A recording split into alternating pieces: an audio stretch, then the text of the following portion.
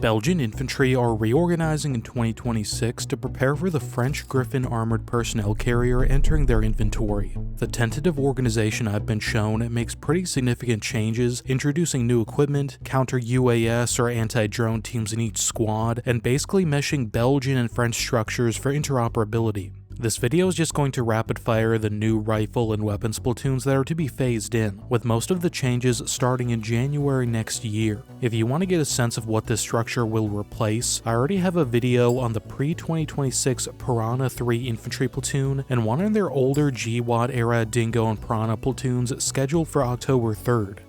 Under the joint French-Belgian Commo program or motorized capacity, Belgium is modernizing on a bunch of French equipment to allow for greater interoperability.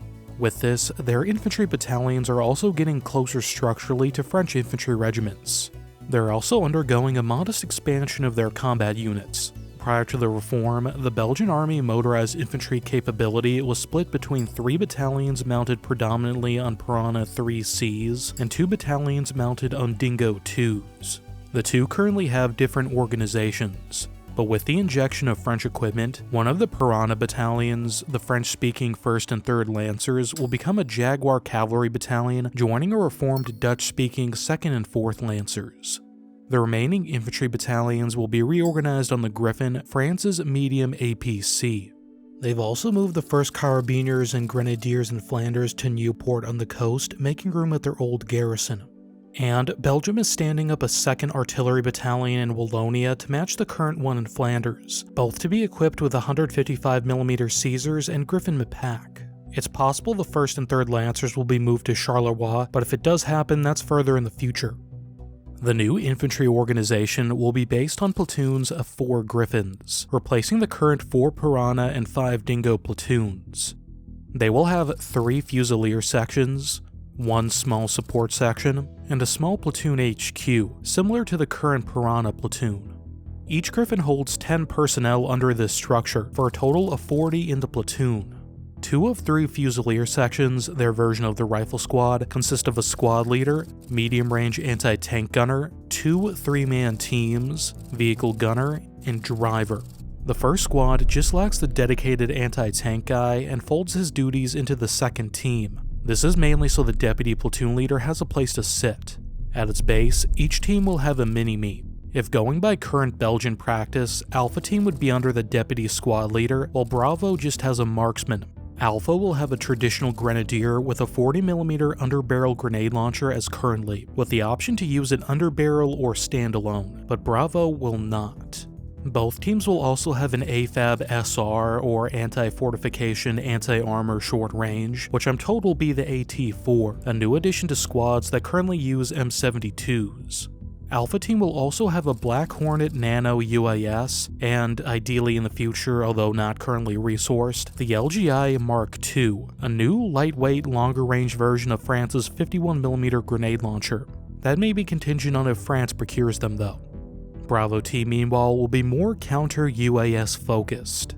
It'll have RF detection capability and a drone gun, which is capable of disrupting a drone's control, video, and navigation signals.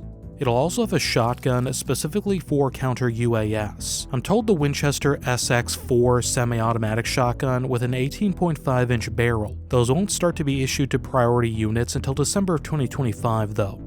Outside of the teams, the medium-range anti-tank gunner could use something like the Spike SR anti-tank guided missile as an interim platform in the future. This plus the new AT-4s would be a significant increase in the squad's anti-armor capability. Before, it was squad-level M72s and platoon-level RGW-90s. At the platoon level, there's also a small support section that rides in the platoon leader's vehicle. This consists of a section leader and 2 binomes. One will have sharpshooters armed with SCAR HPR designated marksman rifles and a small UAS. In the interim, the UAS would be a Parrot Anafi quadcopter, although they ultimately want something with a range of at least 10 kilometers. The other binome will have 2 MAG 7.62 machine guns. Previously, Belgian platoons were using the Mini-Me Mark III 7.62. However, I'm told that because of the shift back towards conventional war and issues with the range and reliability on the Mini-Me, they've decided to switch back to the MAG. Likewise, they intend to transfer their lightweight tripods to Special Forces and reintroduce more sturdy tripods for the MAG. The platoon command element meanwhile consists of the platoon leader, deputy platoon leader, radio operator, and aide man. Each Griffin has their own driver and gunner as well. Starting around 2027, the platoon leader's Griffin will have the option of being armed with either a Browning 50 cal, as the other Griffins are, or a 40mm grenade machine gun integrated with a version of the FN Defender medium remotely operated weapon system. It's the main component of the Belgian Griffin, not exactly like the French, accounting for the delay in integration. Either the heavy or grenade machine gun can also be dismounted for use on a tripod, which is a current capability of the support sections. At the company level, the Belgians are also in the process of building a French-style support platoon, basically a heavy weapons outfit with indirect fire and anti-tank weapons. But first, shout out to the 1st Siege Artillery Group, one of 4 battle order task forces filled with my supporters who keep these videos coming. Join up at the links in my description. But anyway, the new Belgian support platoon will have one JLTV for the platoon leader, called the CLV Falcon in Belgian service, one mortar section, one UAS section, and 2 anti-tank sections. The mortar section will include one JLTV for command and control carrying the section leader and 2 Griffins, each carrying an 81mm mortar team. Recently, the 60mm mortars used in each rifle platoon support section have been moved to this unit because they don't have 81s yet. Each mortar team will have 6 soldiers, including one 5.56 Mini-Me, and be supported by an ammunition replenishment team on a truck. If you're wondering why this section isn't using the Griffin MPAC, France's new 120mm mortar carrier, that's going to be employed by Belgian artillery battalions as the close support option along the 155mm Caesar. How many, if any, MPACs are reserved specifically for training is unclear, but basically, the 2 artillery battalions will split 24 MPACs, or 12 per language group. It was believed as late as last year that each battery would have 2 firing platoons, or 1 per infantry battalion, but I've also heard there's speculation of them being 3 platoons per battery to allow a platoon in support of the Lancers. The UAS section, meanwhile, is tentatively said to be mounted on a Dingo 2 and man a Raven. And lastly, each anti-tank section will be mounted on a Griffin equipped with a 40mm grenade machine gun. It'll carry a section leader, gunner, driver, and 2 binomes.